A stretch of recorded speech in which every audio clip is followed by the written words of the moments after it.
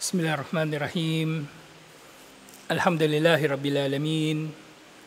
Wassalatu wassalamu ala asyrafil anbiya'i wal mursalin. Nabiyina Muhammadin wa ala alihi wa sahbihi ajma'in. Assalamualaikum warahmatullahi wabarakatuh. So in muli, lukata, inshallah. Sa yung mga napupulot nga ng mga bagay ay maaring mahati sa tatlo. Mga bagay na walang halaga, mga bagay na hindi pwedeng pulutin, at mga bagay na pwedeng pulutin. Doon sa mga pwedeng pulutin, may iba't ibang uri din ito. Una, yung mga hayop na pwedeng kainin. Pangalawa,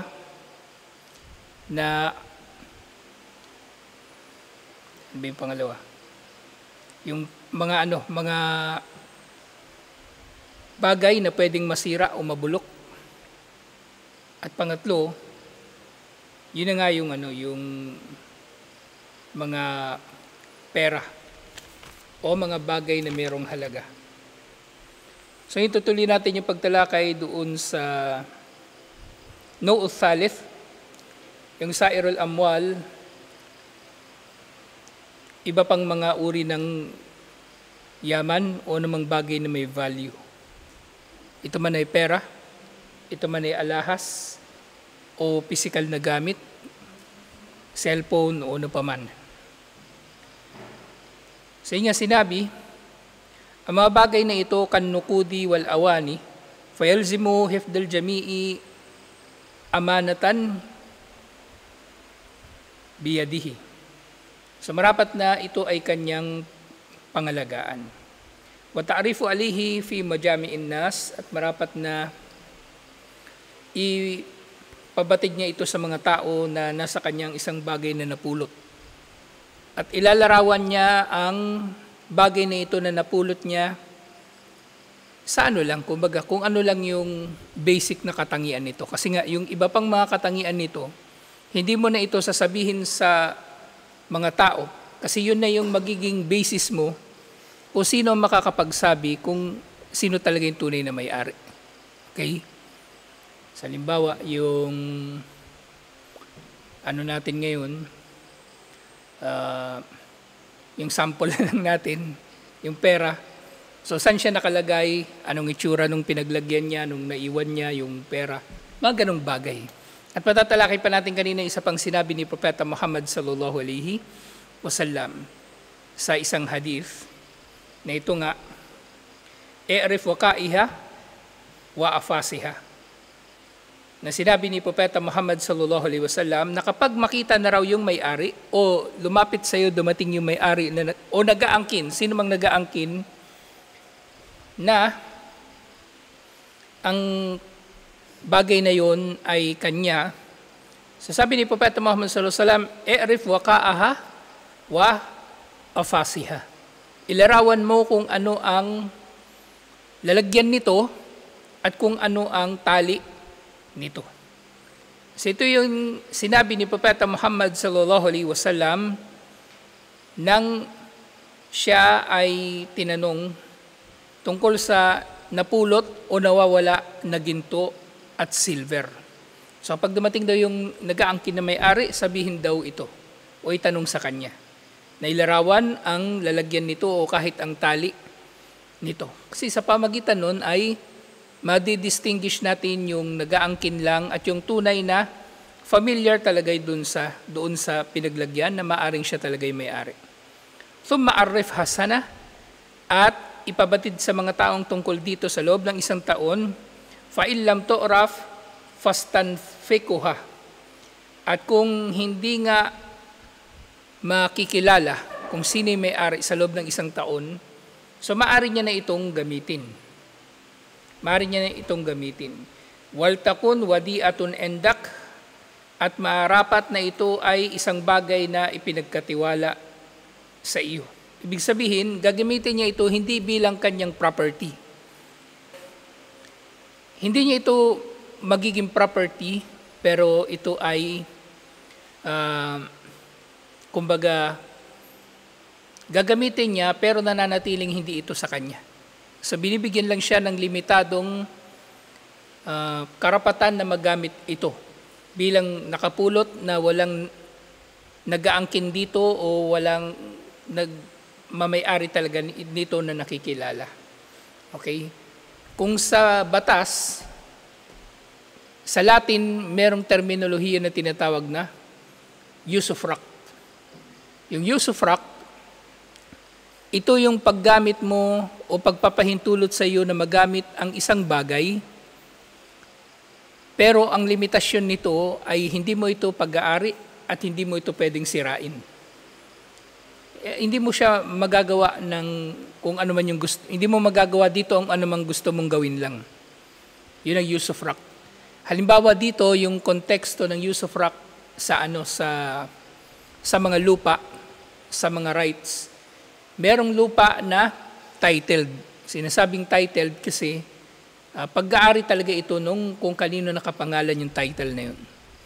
Tapos merong tinatawag na lupa na yung rights lang ang binibigay sa kanila na pwede nilang magamit ang lupa, titirahan nila o tataniman nila na maaring sa kasunduan nila doon sa tunay na may-ari ng lupa na ito ay merong limit sa panahon o walang tukoy na limit. Pero sa mga usufruct, hindi mo ito pwedeng totally i-dispose ayon sa kung ano yung gusto mong gawin dito. So parang ganito yung mangyayari. Ganito yung mangyayari. Pero mula nga rito, actually malalaman na natin yung sagot doon sa lukata kung mamatay yung nakapulot. So pwede bang manahin yung lukata? Kayo sa palagay nyo. Yung napulot mo na relo, halimbawa, tapos hindi talaga nakita yung may-ari, tapos namatay ka, pwede ba itong gamitin din ng anak mo? Pwede, pero hindi niya pwede nakikita sa akin. Ganun pa rin, tama. So ganun pa rin mangyayari. So minana niya o lukata pa rin. So walang nagbago. Walang nagbago. So sa lukata, mananatili yung pagiging lukata nito. Parang yun yung konsepto ng waqf. Ang waqf, kumbaga merong isang bagay na ipagkakatiwala sa iyo, lalong-lalo na mga bagay na may kinalaman sa relihiyon. Ginagamit sa serbisyo sa relihiyon. Diba, merong waqf na binigay sa iyo na computer halimbawa. Limitado lang ang pwede mong paggamitan nun. Okay? Hindi mo pwedeng aangkinin na sa iyo o gagawin mo lang gusto mo rito. Hanggat pari, yung bagay na yun ay gagamitin mo lang sa trabaho, sa related na trabaho, o gagamitin mo sa may katuturan, kumbaga. At gayon din, hindi mo ito pwedeng sisirain, hindi mo ito pwedeng ibibenta na lang basta-basta. So ganoon yung waqf, na ang bagay na ito ay pinahalagahan dahil ito ay ipinagkatiwala, katulad lamang din ng lukata. So dito sa i'rif waqa'aha wa asafuha wa afasaha, ito na yung paraan kung paano natin matutukoy kung sino talaga yung may-ari. Wal takun wadi'atan endak fa in ja'a talibuha yawman minad dahar fadfa'uha ilayhi. At kung darating man ang may-ari nito, anumang araw, so ito yung lang talaga ng lukata. So after 1 year, pwede mo itong gamitin, pero anytime na darating ang may-ari at mapagtitibay na siya nga ang may-ari, ibabalik ito sa kanya. Pero doon naman sa kaso ng hayop, di ba? Yung napulot na hayop. So, talakay natin kagabi yung paano yung kapag yung hayop namatay na, tapos saka lang dumating yung may-ari. So, ganun din mula rito, malalaman natin na wala na yung lukata. Wala na talaga yung lukata. Wala ka na rin susoli sa kanya. Wala kang susoli sa kanya. At maaring mangyari pa nga doon sa mahayawanon maakul, di ba yung may tatlo kang pwedeng gawin dito, di ba? Pwede mong kainin, pwede mong ibenta, o pwede mong alagaan. Pero kapag inalagaan mo, kapag binawi ito ng may-ari, babayaran yung mga ginastos mo. So kung yung hayop namatay na at saka lang darating yung may-ari, maaari pang ang mangyari na sisingilin siya Huwag mo nang hanapin. Kautang ka patuloy. Ikaw na ngayon nawalan nung hayop, tapos makita mo yung hayop mo, patay na pala, kasi matagal na yung panahon lumipas. Ikaw na yung may utang. So, huwag mo na lang hanapin siguro. Pero nga, kung mahanap mo man, siyempre, ano naman minsan iniisip kasi ng tao, kawalan yung mga bagay na yun para sa kanya. Pero tuwinang natutupad ng tao ang karapatan ng iba sa kanya, ito ay isang kabutihan na matuturing. At isang pananagutan nga na sisingilin. Isang pananagutan na sisingilin. Kaya nga dun sa lukata, katulad ng iba pang mga dhimma, iba pang mga pananagutan. So hindi pinagbabawal na aalisin ng tao sa kanyang sarili yung pananagutan. So kung merong bagay dyan, ayaw mo magkaroon ng pananagutan, pwede mo namang iwan, walang problema. Walang problema, inshallah. Liban na lang kung ito nga ay bagay na may halaga talaga at inaasahan mo na kapag tinago mo ito at maisoli sa may-ari ay magdudulot ito ng kabutihan sa kanya. Kasi maaring nagdudulot din naman ng pinsala sa kanya na nawala yung bagay na yun. Okay, about cellphone, relo, helmet, mga bagay na ganun, inshallah. At tinanong naman, yung unang sagot, yung i'rif wa ka'aha wa afasaha, so yun yung para sa ginto at pilak. At syempre, sa pamagitan ng kiyas, naintindihan natin na maaaring applicable din ito sa iba pang mga bagay na hindi nasisira at hindi nabubulok. Perang papel o namang bagay na may value. Pero ganun din, tinanong naman si Propeta Muhammad sallallahu alaihi wasallam, wasa'alahu anisyat. At tinanong si Propeta Muhammad sallallahu alaihi wasallam tungkol naman sa tupa. Di ba? Yung tatlong uri ng lukata, yung pwedeng kunin na pwede mo na ring angkinin, mga bagay na walang masyadong halaga, piraso ng kahoy, lubid na panali, at iba pa. Tapos yung pangalawang uri, yung mga maliliit na hayop na hindi kayang ipagtanggol ang kanilang, malalaking hayop na kayang ipagtanggol ang kanilang sarili pala. At pangatlo na, yung kabilang dito, yung maliliit na hayop na maaring hindi nila kaya na ipagtanggol ang kanilang mga sarili. Okay? Wasa'alahu anisyati, faqala qudha fa innama hiya laka o li akhika o li dhi'bi. Kunin mo ang tupa na yon o yung kambing na yon o ano pa mang hayop na katulad nito, pulutin mo, ibig sabihin, dahil ito ay para sa iyo, para sa kapatid mo. Nang tinutukoy pala rito, hindi yung may-ari. Yung iba pang pwedeng makapulot dito. Kung di mo pupulutin yan, may iba pang pupulot yan. O kung syempre walang pupulot, ay kakainin yan ng mabangis na hayop. So, ibig sabihin, ito yung dalil na ang mga maliliit na hayop, lalo na herbivore, na hindi naman sila predator, alam niyo yung predator, yung hayop na kumakain ng kapwa nila hayop. Okay? So, kung hindi sila ganito, so pwede silang kunin at pulutin. Inshallah. Wasu'ila an dalatil ibil, at tinanong si Propeta Muhammad sallallahu alaihi wasallam tungkol sa naligaw na kamelyo. Sinabi naman niya, malaka walaha. Anong kinalaman mo doon? So, ganun yung sagot ni Propeta Muhammad sallallahu alaihi wasallam. Ibig sabihin, wala kang kinalaman, hindi mo kailangan pakialaman, hindi mo kailangan pulutin yung nawawalang camel o naligaw na camel. Maaha sa kauha, wa kadauha, tarudilma. Turidilma. Wala kang kinalaman doon sa camel na ito ay kayang maglakad at ito ay kayang maghanap ng tubig at uminom mula rito. Watakulu syajar, kaya nitong kumain mula sa puno, hatta yajiduha rabbuha, hanggang sa matagpuan ito ng kanyang may-ari. So pwede mong iwan yun doon, walang problema. Hindi yun mamamatay basta-basta, na katulad nung kambing na maliit o tupa. So dito, sa hadith na ito, iniulat ito ni Imam al-Bukhari at Imam Muslim na ilarawan yung tatlong uri ng lukata. Na ilarawan yung tatlong ang uri ng lukata.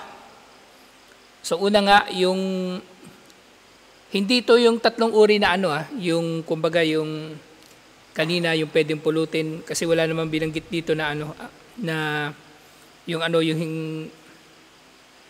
kumbaga pwedeng pulutin at pwedeng angkinin. Ang meron dito yung ginto at pilak, kambing at camel.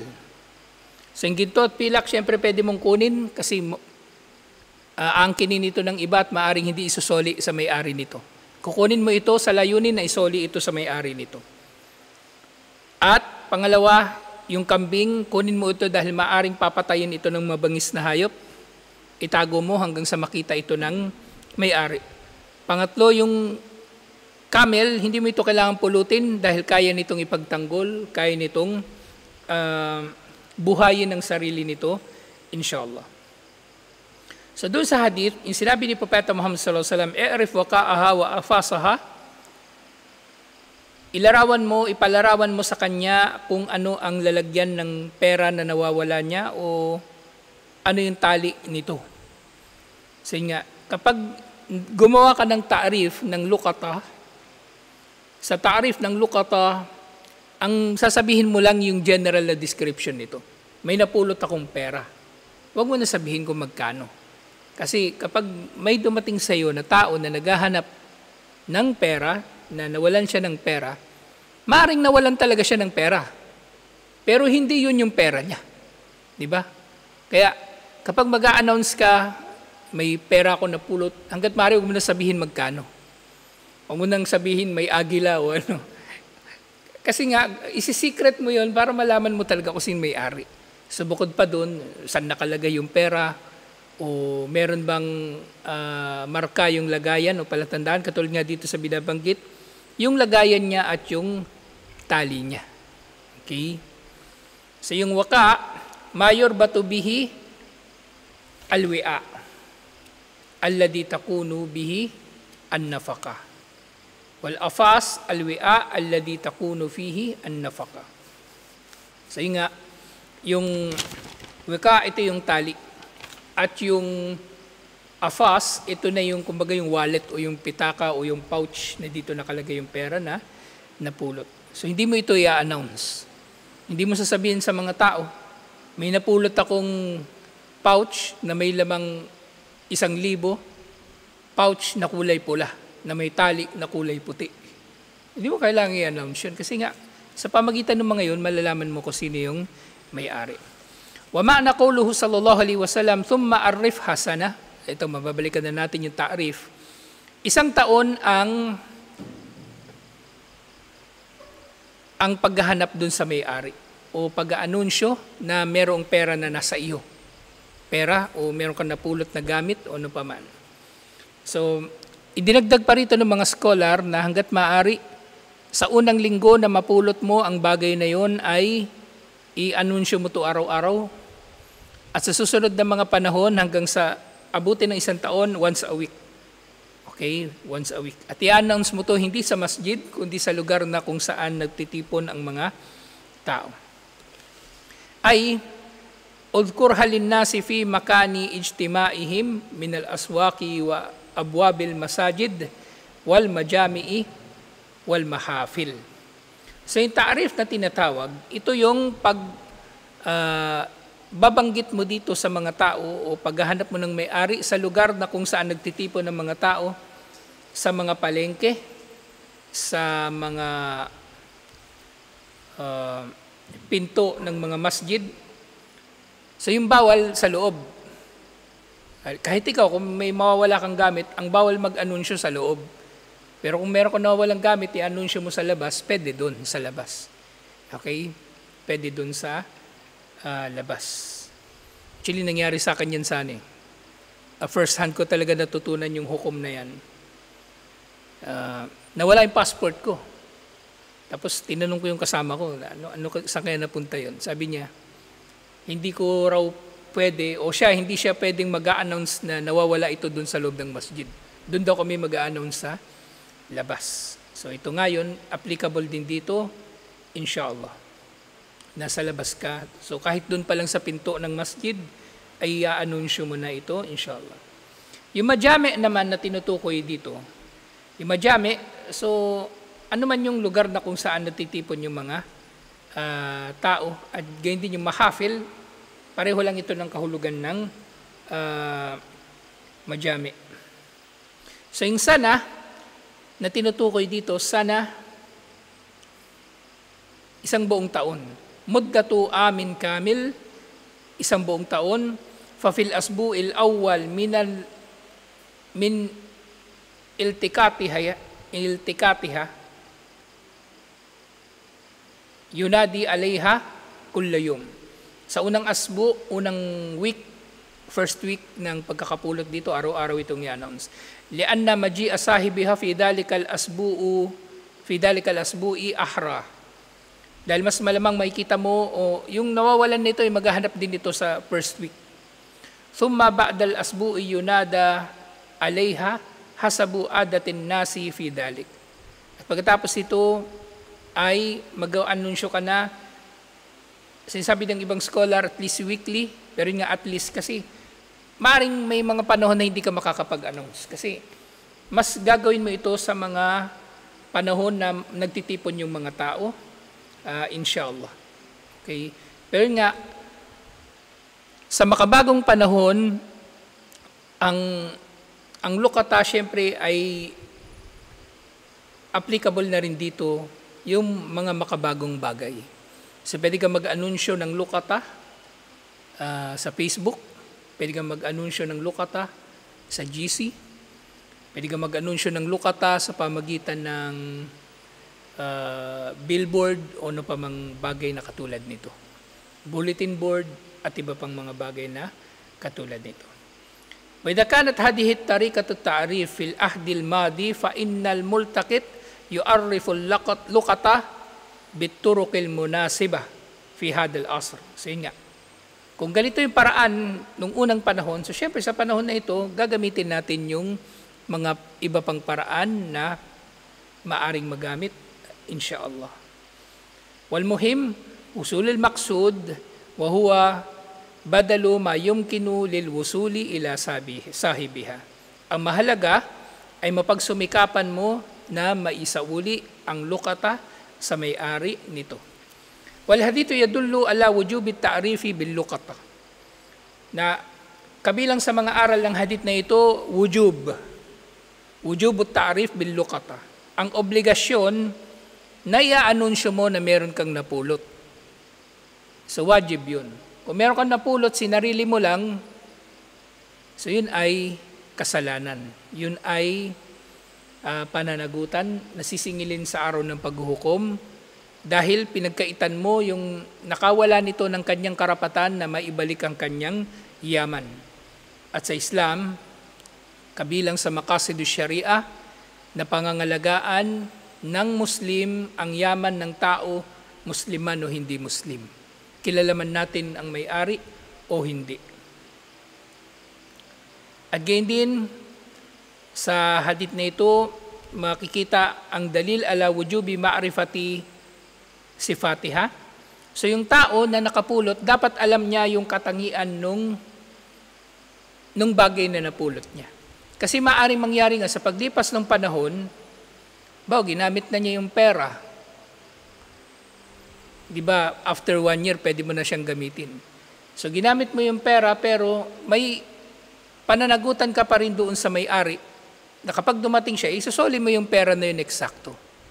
Ngayon, ang wujubi ma'rifati sifatiha, ang obligasyon na malaman mo ang itsura ng lukata ay for the purpose lang ng ta'rif, para makilala o matukoy kung sino ang may-ari.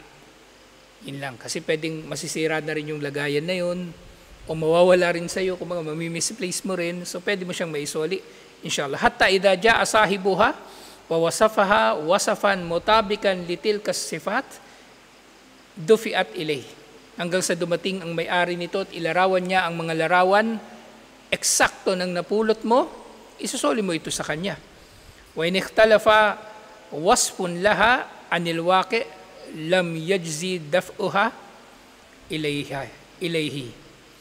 Na kung hindi naman tama yung pagkakalarawan niya, hindi dapat ibigay sa kanya. Kasi katulad ng binanggit ko kanina, maaaring may lalapit sa'yo na tao na totoong nawalan siya ng pera pero yung napulot mo hindi niya yung pera. Ibang pera yung napulot mo, hindi yung kanya. So huwag mo ibibigay sa kanya. Okay? Huwag mong iisipin na yung pera na pulot mo, ibibigay mo na lang din dun sa naghahanap ng pera kasi nawalan siya ng pera para makatulong sa kanya. Hindi yun tulong. Okay? Hindi rin yun pag-aalis ng dhimma o pananagutan mo. Yun ay dhulm, yun ay pang-aapi pa rin na matuturing. Kasi ibinigay mo yung pera sa taong hindi naman niya pera yun. Okay? Naintindihan nyo?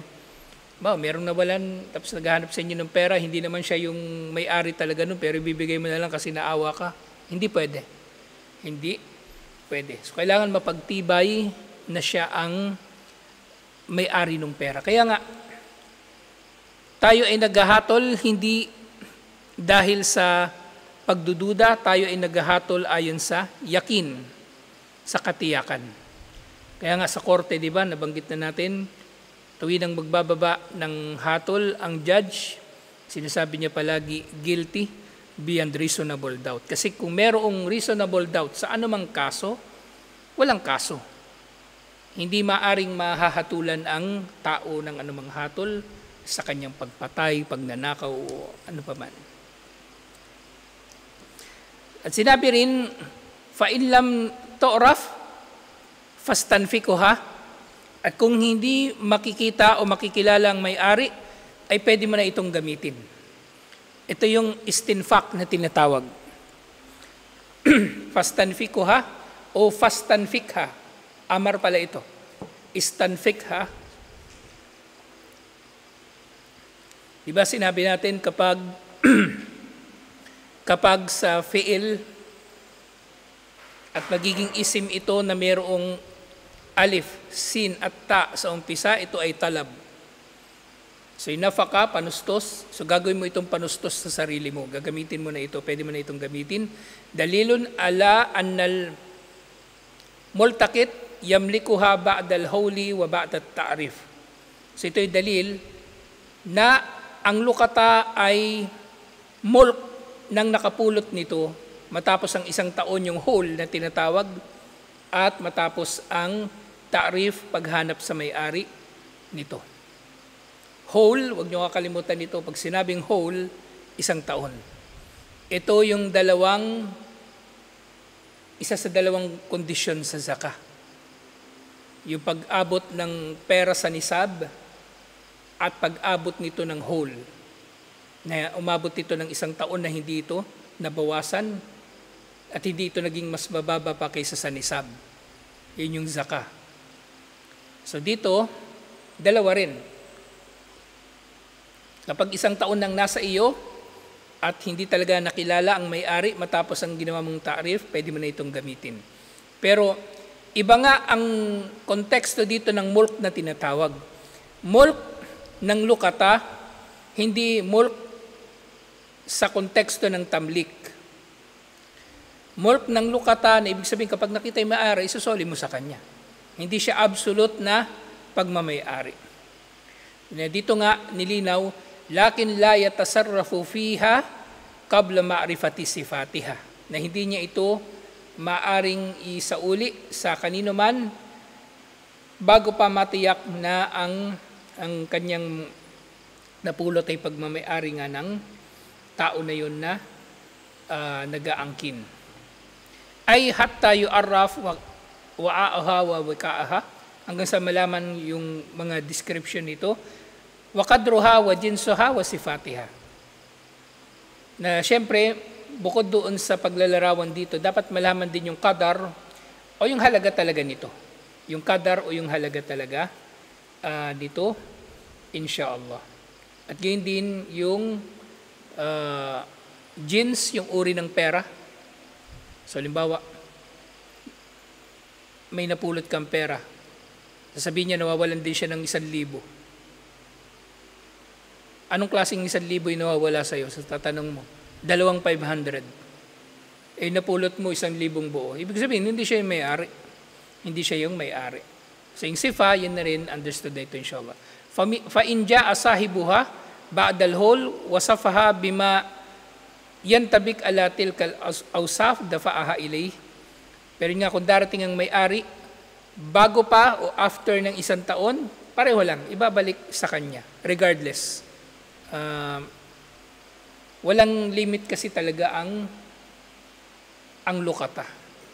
Kaya nga yung first time natin na pag-usapan yung lukata, sabi ni Manong, ipambili na naman ng ipambili na naman ng solar. Hindi pwede. Kasi hindi pa nga umabot yung 1 taon. Okay? At umabot man ng 1 taon, yung nga sabi ko nga sa kanya, walang limit ang lukata. Kasi kahit umabot pa yan ng 10 taon sa'yo, pag dumating yung may-ari, isusoli mo pa rin sa kanya. Okay? Hindi yan totally sa'yo. At ngayon nga, فَإِنْ جَاءَ طَالِبُهَا يَوْمًا مِنَ الدَّهَرِ فَادْفَعْهَا إِلَيْهِ. At kapag dumating ang may-ari nito, ay isoli ito sa kanya. Alhamdulillah. Dahil nga panghuli, kasi bukas tatalakay na natin, babalik na tayo sa regular natin na subjects, inshallah, na ang lukata, ito nga ay min hajjil islami fi sya'nil lukata tudriku inayatahu bil amwali wa hifduha wa inayatuha bihormati malil muslim wa hafaduhu ali. Ang lukata ay pinagtibay sa Islam bilang isang paraan ng pangangalaga sa kabanalan ng yaman ng sino mang tao, lalo na Muslim. Okay, maliit man ito, malaki, pag-aari niya ito.